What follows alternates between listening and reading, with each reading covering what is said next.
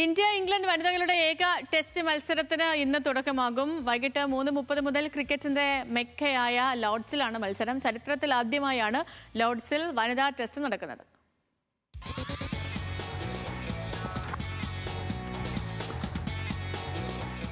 T20 ലോകകപ്പിലെ തോൽവിക്ക് പിന്നാലെയാണ് ഇന്ത്യൻ വനിതകൾ ടെസ്റ്റ് പരമ്പരയ്ക്കിറങ്ങുന്നത്.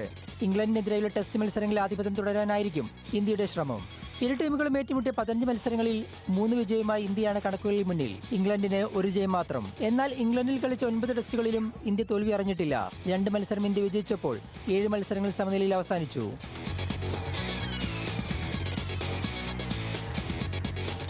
ഹർമൻപ്രീത് നയിക്കുന്ന ടീമിൽ വൈസ് ക്യാപ്റ്റൻ സ്മൃതി മന്ദാനയും ഷെഫാലി വെറമയും ഓപ്പൺ ചെയ്യും. 3-ാം നമ്പറിൽ ഹർലിൻ ഡിയോളോ, യാസ്തിക ഭാട്ടിയോ എത്തും. 4-ാം നമ്പറിൽ ജമീമ റോഡ്രിഗസും എത്തും.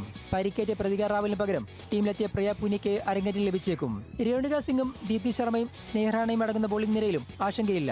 അവസാന 5-ൽ 3 മത്സരം തോറ്റാണ് ഇംഗ്ലണ്ട് എത്തുന്നത്. ഇന്ത്യ ആകട്ടെ അവസാന 4 മത്സരങ്ങളിൽ തോൽവി അറിഞ്ഞിട്ടില്ല. ക്രിക്കറ്റിന്റെ മെക്കയായ ലോർഡ്സിൽ നടക്കുന്ന ആദ്യ വനിതാ ടെസ്റ്റ് മത്സരമെന്ന പ്രത്യേകതയും ഇന്ന് നടക്കുന്ന മത്സരത്തിനുണ്ട്. ടെസ്റ്റ് മത്സരത്തിനായി 30,000 മുകളിൽ ടിക്കറ്റുകളാണ് ഇതിനോടകം വിറ്റുപോയത്. Sports desk, news Malayalam.